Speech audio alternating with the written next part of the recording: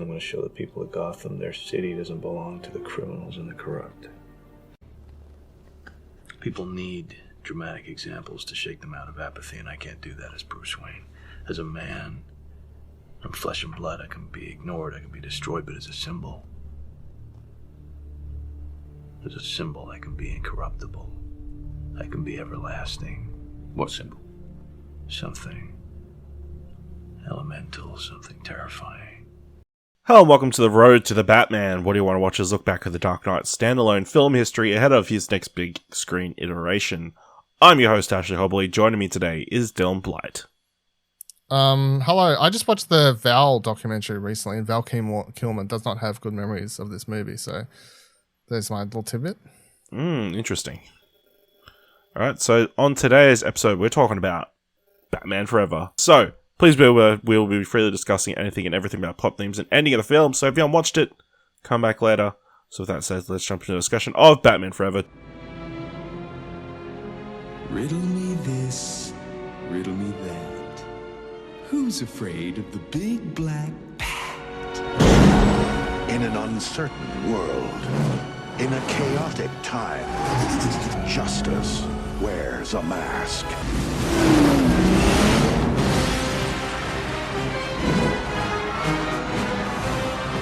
Your entrance was good. His was better. Love is a game. What is it about the wrong kind of man? It's the car, right? Chicks love the car. Power is a machine. Now you've devised a way to read men's minds. By the way, I've seen your mind, freak. And revenge is a trap. You're a genius. Riddler and Two-Face can make a pretty lethal combination. Train me, let me be your partner. Who's your tailor? Directed by Joel Schumacher. Screenplay by Lee Batchler, Janet Scott Batchler, and Akiva Goldsman. Story by Lee Batchler and Janet Scott Batchler. Based on characters appearing in magazines published by DC Comics. Batman by Bob Kane with Bill Finger. Starring Val Kilmer, Tommy Lee Jones, Jim Carrey, Nicole Kidman, Chris O'Donnell, Michael Gough, and Pat Hingle. Batman faces off against two foes, the schizophrenic, horribly scarred former District Attorney Harvey Dent, aka Two-Face, and the Riddler, a disgruntled ex-Wayne Enterprises inventor seeking revenge against his former employer by unleashing his brain-sucking weapon on Gotham's residents. As the Caped Crusader also deals with tortured memories of his parents' murder, he has a new romance with the psychologist Chase Meridian. Dylan, what are your memories of Batman Forever, and what do you think after watching it this time? When I was a kid, I liked it more than the other two. I think because Jim Carrey's performance is very like Jim Carrey-ish? Kid, like it's very Jim Carrey. So as a kid, it's just like fun to watch, I guess, and maybe so is Tommy Lee Jones's Joker. Oh wait, I mean Two-Face performance. I've not liked it for years. Like when I was like, I guess a teenager or whatever, and I like did the switcheroo like most people were. I was like, this movie is like really weird compared to the other two, like that came before it. And even then, I went into this wanting to like it. I'll tell you that now. I went in going, I haven't watched this for a while. Maybe it'll be okay. Maybe like, similar to how I went into recently we did Spider-Man, and I like if you'd asked me previously to watching like those, I would have been like, Spider-Man 3 is the worst. It fucking sucks so much. And then I came out going, it's bad, but it's not as bad as it was in my head. So that's how I went into this. I fast forwarded several times because I just couldn't handle watching it. I was so sick of it. I just was like, please end. Please just stop being a movie. I think I fast forwarded the majority of the Nicole Kidman scenes, to be honest. Wow. So I'm just going to put that out there. So that's why if you want to know how I feel about the movie, it's that. I mean, we'll get into like other things in a second, I guess, but overall it's a bad movie. I don't like it. Yeah, I don't think I ever watched this movie like from start to finish. I feel like I watched bits and pieces of it, like when it was airing on TV or something, but never sat down and watched the entire thing. I had this on VHS. What the fuck? I had Batman and Robin on VHS, so that was the one. Okay.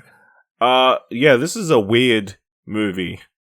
And I can only imagine if this movie, if there was like the internet or Twitter in 1996, I want to say. I don't know. I think it's 5. 95. Yeah, I think it's 5 and then the next one's 7. 95.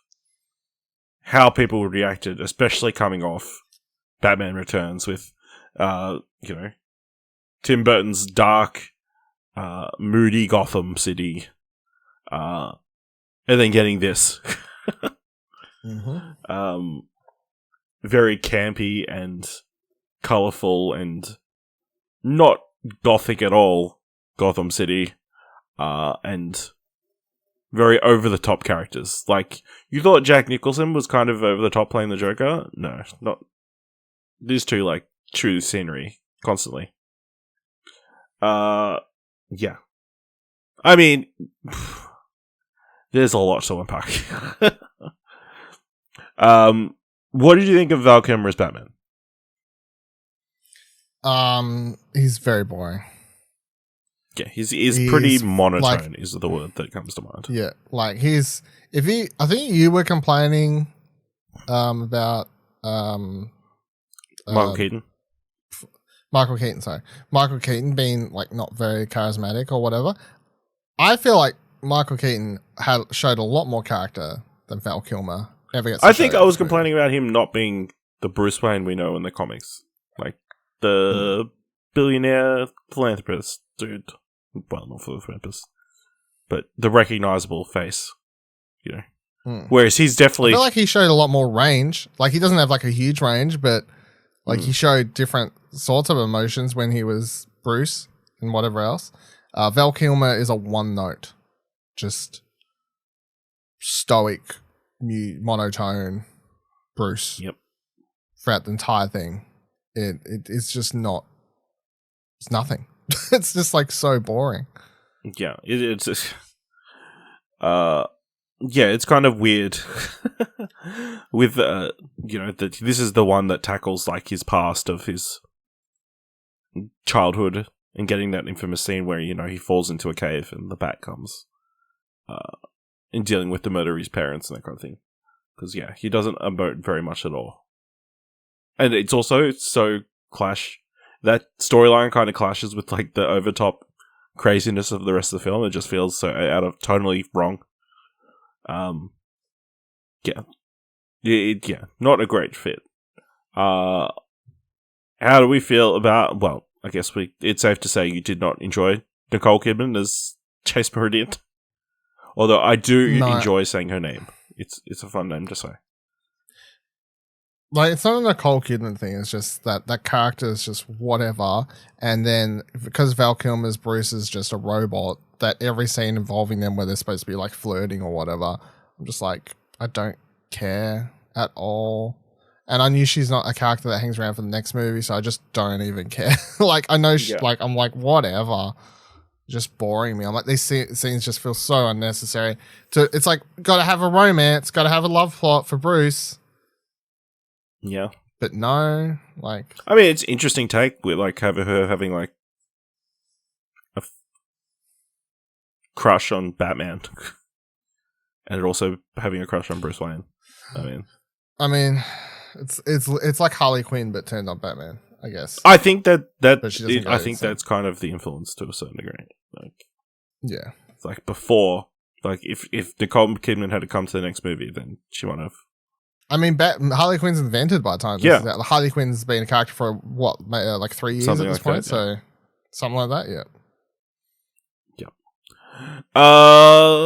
Let's go with Tommy Lee Jones as Two-Face.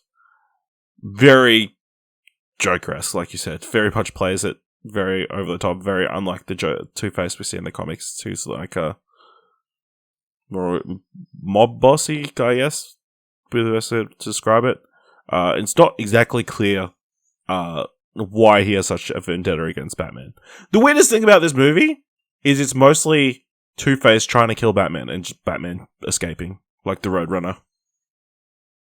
It is a Roadrunner cartoon, pretty much. Well, his motive is, as they show you in a ridiculous flashback sort of scene, or actually on TV, is that Harvey Dent was in court and then Falcone splashed him with like toxic or whatever acid.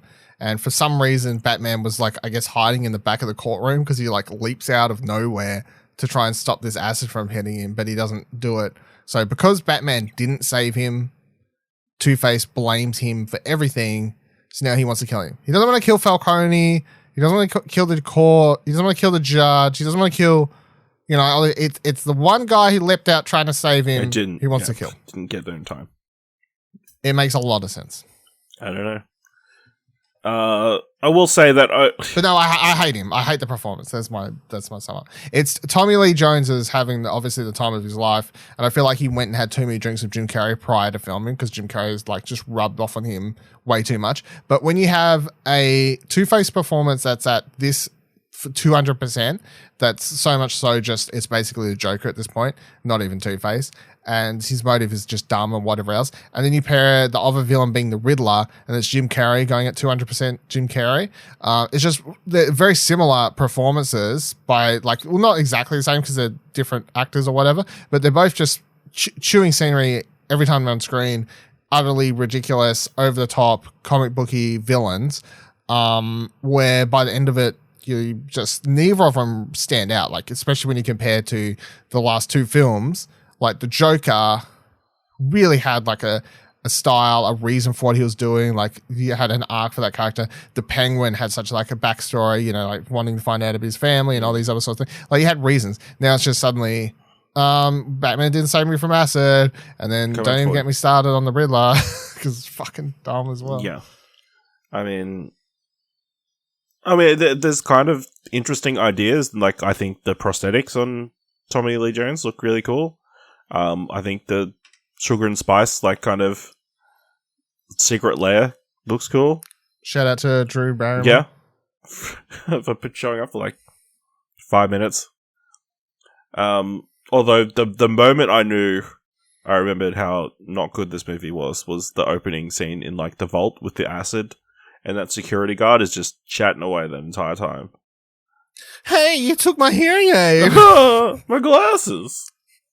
I can't see anything. And then the fucking thing just magically, this safe that probably weighs, 100 billion pounds. Yep. Just like gets held on by that one bat claw in the wall and then swings perfectly back into place. The place.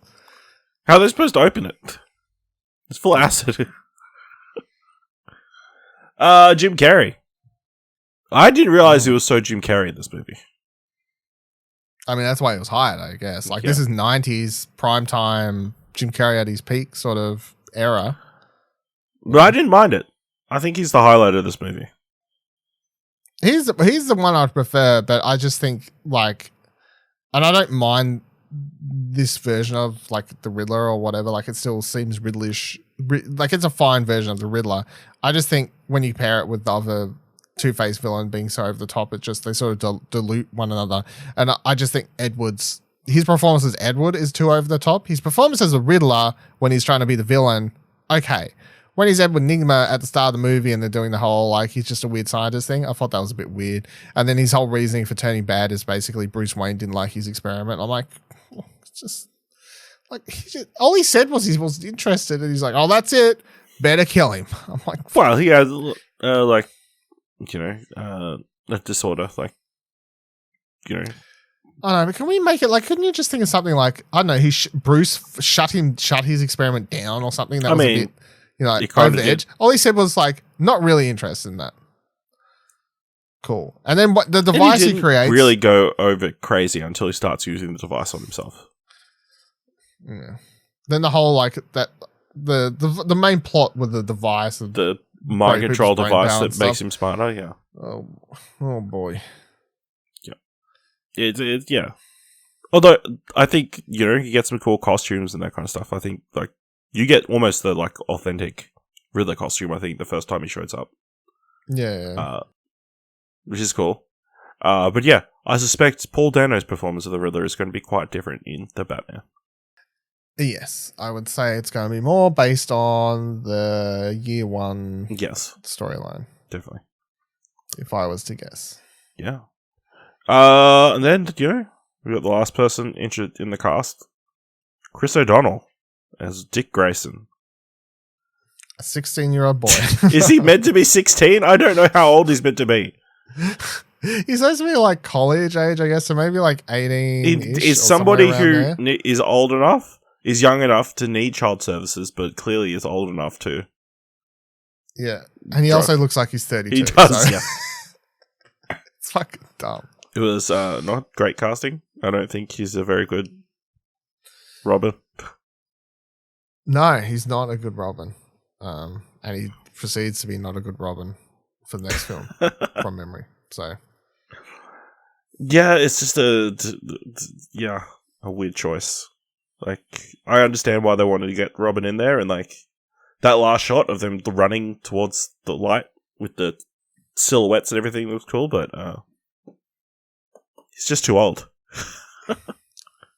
Way too old. Like, he's way too old. Even the killing of all the Graysons, I mean, that wasn't so weird. And so it's like a rushed. It's like, yes, we need to get Dick Grayson over here. Yeah, and then, but there's just so much happening in the movie already, so it's just. It is kind of overstuffed. Two villains, yeah. Nicole Kidman plot, like, let's fit in the Robin origin story. Like, and everything gets rushed. Also, let's deal with Bruce dealing with his past psychologically.